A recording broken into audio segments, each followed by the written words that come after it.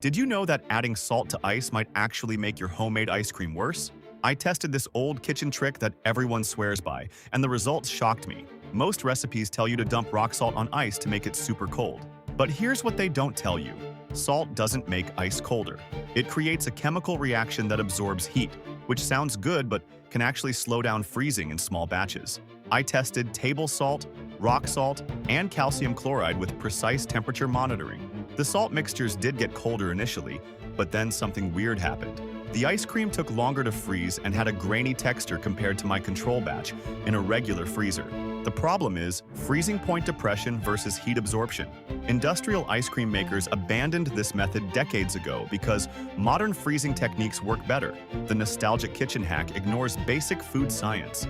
After testing different salt ratios and timing everything, I found the optimal method that actually produces creamy, smooth ice cream every time.